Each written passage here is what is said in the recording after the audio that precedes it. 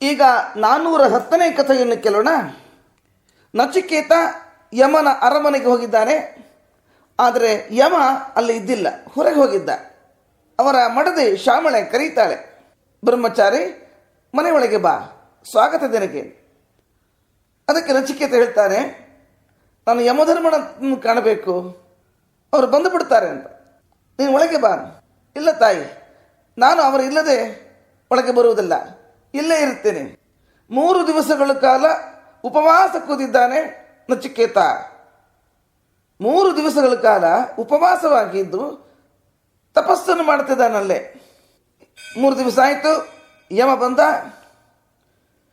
ಆಗ ಶ್ಯಾಮಳೆ ಹೇಳ್ತಾಳೆ, ನೋಡು ಬೆಂಕಿ ಬಂದು ಕೂತಿದೆ, ಮನೆ ಮುಂದೆ ಬಾಗಿಲಿನಲ್ಲಿ ಬೆಂಕಿ, ಅಗ್ನಿ ಬಂದು ಕೂತಿದೆ. ಯಾವಾತರ ಮನೆಯಲ್ಲಿ ಅತಿಥಿ ಸತ್ಕಾರ ನಡೆಯುವುದಿಲ್ಲ, ಸರ್ವಸ್ವವನ್ನು ಸುಟ್ಟು ಬಿಡ್ತಾನೆವ. ಮೊದಲು ಅದನ್ನು ಶಾಂತಗೊಳಿಸು ಅಂತ ಹೇಳ್ತಾನೆ. ತಕ್ಷಣ ಯಮಧರ್ಮ ಬರ್ತಾನೆ, ಬ್ರಹ್ಮಚಾರಿ ಬಾ, ಸ್ವಾಗತ ದಿನಿಗೆ ಕರೆದುಕೊಂಡು ಹೋಗುತ್ತಾನೆ. ಅರ್ಘ್ಯ ಪಾದ್ಯಗಳನ್ನು ಕೊಡ್ತಿದ್ದಾನಂತೆ. 3 ದಿವಸಗಳ ಕಾಲ ನನಗಾಗಿ ನೀನು ಕಾದಿದ್ದಿ, ತಪಸ್ಸನ್ನು ಆಚರಿಸುತ್ತಾ ಇದ್ದಿ, ಅದಕ್ಕಾಗಿ 3 ವರಗಳನ್ನು ಕೊಡಬೇಕು ಅಂತ ನಾನು ಸಂಕಲ್ಪ ಮಾಡಿದ್ದೇನೆ. ಕೇಳು, ನನಗೇನೇನು ಬರಬೇಕು? ನಚಿಕೇತ ಹೇಳ್ದ, ಮೊದಲ ವರದಲ್ಲಿ ನನ್ನ ತಂದೆ ಅವನು ಸೌಮನಸ್ಯನು ಹೊಂದಲಿ. ನನ್ನ ಮೇಲೆ ಅವನಿಗೆ ಬಹಳ ಅಸಮಾಧಾನ ಇದೆ. ನೆದ್ದೆ ಕಟ್ಟಿದ್ದಾನೆ, 3 ದಿವಸವಾಗಿ ನೆದ್ದೆ ಮಾಡಿಲ್ಲವ. ಹೀಗಾಗಿ ಅವನು ಶಾಂತ ಚಿತ್ತನಾಗಲಿ, ಹಿಂದೆ ಹೇಗೆ ನನ್ನಲ್ಲಿ ಪ್ರೀತಿಯಿಂದ ವರ್ತಿಸಿದನೋ ಹಾಗೆ ನಾನು ಹಿಂದಿರುಗಿ ಹೋಗುವಾಗ ಪ್ರೀತಿಯಿಂದ ನನ್ನನ್ನು ಬರಮಾಡಿಕೊಳ್ಳಲಿ. ತಥಾಸ್ತು, ಹಾಗೆ ಆಗಲಿ, ವರ ಕೊಟ್ಟಿದ್ದೇನೆ. 2ನೇ ವರ ಕೇಳು. ಯಜ್ಞದ ಬಗ್ಗೆ, ಅಗ್ನಿ ಅಂತರ್ಗತ ಪರಮಾತ್ಮನ ಬಗ್ಗೆ ನನಗೆ ಜ್ಞಾನವನ್ನು ಕರುಣಿಸು ಅಂತಾರೆ. ಹಾಗೇ ಆಗಲಿ ಅಂತ ಆ ಜ್ಞಾನವನ್ನು ಕರುಣಿಸಿದ. ಆ ಭಗವಂತನ ಬಗ್ಗೆ ಹೇಳಿದ. ಆ ಯಜ್ಞದಲ್ಲಿ ಎಷ್ಟು ಇಟ್ಟಿಗೆಗಳನ್ನು ಬಳಸಬೇಕು ಎಂಬುದರ ಬಗ್ಗೆ ವಿವರಣೆಯನ್ನು ನೀಡಿದ. ಯಮಧರ್ಮ ಆ ರೀತಿ ವಿವರಣೆಯನ್ನು ಕೊಟ್ಟಾಗ ತಾನು ಕೇಳಿದ್ದನ್ನು ನಚಿಕೇತ ಒಪ್ಪಿಸುತ್ತಾನೆ. ಬಹಳ ಸಂತೋಷವಾಯಿತು. ಒಳ್ಳೆ ಕುಶಾಗ್ರಮತೆಯಾಗಿದ್ದಿ, ನಾನು ಉಪದೇಶ ಮಾಡಿದ್ದನ್ನು ಮನದಟ್ಟು ಮಾಡಿಕೊಂಡಿದ್ದಿ, ತುಂಬ ಸಂತೋಷವಾಗಿದೆ. ತಗೋ, ಈ ಬಂಗಾರ ರತ್ನದ ಹಾರವನ್ನು ತಗೋ. ಒಂದು ರತ್ನದ ಹಾರವನ್ನು ಕೊಡ್ತಿದ್ದಾರೆ. ಕೇಳು, 3ನೇ ವರ ಏನಕ್ಕೆ ಬೇಕು ಕೇಳು. ಆಗ ನಚಿಕೇತ ಹೇಳ್ದ, ಇಲ್ಲಿ ಸಂಸಾರದಲ್ಲಿ ಭಗವಂತನು ನಿಯಾಮಕನಾಗಿದ್ದಾನೆ, ಅದು ಅನುಭವ ಸಿದ್ಧವಾಗಿದೆ. ಹಾಗೆ ಮುಕ್ತಿಯಲ್ಲೂ ಕೂಡ ಯಾವ ಭಗವಂತ ನಿಯಾಮಕನಾಗಿದ್ದಾನೆ ಅಂತಹ ಪರಮಾತ್ಮನ ಬಗ್ಗೆ ಹೇಳು. ಕೆಲವರು ಈ ವಿಷಯದಲ್ಲಿ ಬಹಳ ಗೊಂದಲ ಇದೆ. ಕೆಲವರು ನಿಯಾಮಕನಾಗಿದ್ದಾನೆ ಹೇಳ್ತಾರೆ, ಕೆಲವರು ಇಲ್ಲ ಅಂತ ಹೇಳ್ತಾರೆ. ಆ ಭಗವಂತನ ಸ್ವರೂಪದ ಬಗ್ಗೆ ನನಗೆ ಹೇಳು ಅಂತಾರೆ. ಆಗ ಯಮಧರ್ಮ ಹೇಳ್ತಾನೆ, ಅದು ಒಂದು ಮಾತ್ರ ಕೇಳಬೇಡ, ಬೇರೆ ಏನಾದರೂ ಕೇಳು. ನನಗೆ ಬೇಕಾದರೆ 1000 ವರ್ಷ ಆಯುಷ್ಯವನ್ನು ಕೊಡ್ತೇನೆ. ಎಷ್ಟು ವರ್ಷ ಬೇಕಾದರೂ ಅಷ್ಟು ಆಯುಷ್ಯವನ್ನು ಕೊಡ್ತೇನೆ. ಮುತ್ತು, ರತ್ನ, ವಜ್ರ, ವೈಡೂರ್ಯ ಎಲ್ಲವನ್ನು ಕೊಡ್ತೇನೆ. ಪದಾತಿಗಳನ್ನು ಕೊಡ್ತೇನೆ. ಎಷ್ಟು ಬೇಕಾದ್ರೆ ರಥ ಕೊಡ್ತೇನೆ, ಕುದುರೆಗಳನ್ನು ಕೊಡ್ತೇನೆ, ಆನೆಯನ್ನು ಕೊಡ್ತೇನೆ, ಆಳುಗಳನ್ನು ಕೊಡ್ತೇನೆ, ಸುಂದರವಾದ ಸ್ತ್ರೀಯರನ್ನು ಕೊಡ್ತೇನೆ ನಿನ್ನ ಸೇವೆ ಮಾಡಲಿಕ್ಕೆ.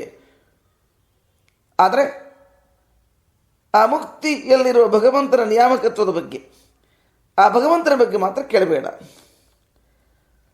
ಅದಕ್ಕೆ ನಚಿಕೇತ ಹೇಳ್ತಾನೆ, ಅದೆಲ್ಲ ನಿನಗೇ ಇರಲಿ ಯಮಧರ್ಮ, ಅದೆಲ್ಲ ನಿನಗೇ ಇರಲಿ. ಈಗ ಹಣವನ್ನು ಇಟ್ಟುಕೊಂಡು ತೃಪ್ತಿಯನ್ನು ಪಡೆದಕ್ಕೆ ಸಾಧ್ಯನೇ ಇಲ್ಲ. ಇಂದ್ರಿಯಗಳು ಕೊಟ್ಟಷ್ಟು ಭೋಗದ ಆಸೆ ಹೆಚ್ಚಾಗ್ತಾರೆ ಅಷ್ಟೇ ಹೊರತು, ಜೀರ್ಣವಾದರೂ ಕೂಡ ಭೋಗದ ಆಸೆ ಮಾತ್ರ ಹೋಗುವುದಿಲ್ಲ. ಎಷ್ಟು ದಿವಸ ನಾವು ಬದುಕಲಿಕ್ಕಾಗುತ್ತೆ? ನಾವೇನೋ 1000 ವರ್ಷ ಬದುಕಬಹುದು. ಆದರೆ ನಮ್ಮ ಪರಿವಾರ ಸುತ್ತಮುತ್ತಲು ಅವರು ಸಾಯ್ತಾ ಇರ್ತಾರೆ. ಮಕ್ಕಳು ಸಾಯ್ತಾರೆ, ಮೊಮ್ಮಕ್ಕಳು ಸಾಯ್ತಾರೆ, ಮರಿಮಕ್ಕಳು ಸಾಯ್ತಾರೆ. ನೋಡಿ ಕೊರಗುತ್ತಾ ಇರಬೇಕಾಗುತ್ತೆ. ಇವತ್ತು ಹಣ ಇರಬಹುದು, ನಾಳೆ ಎಲ್ಲ ಜೀರ್ಣವಾಗಿ ಹುಟ್ಟೋಗ್ಬಿಡ್ಬೋದು. ಇದೆಲ್ಲ ನಶ್ವರವಾದದ್ದು. ಇದು ಯಾವುದು ಬೇಡ.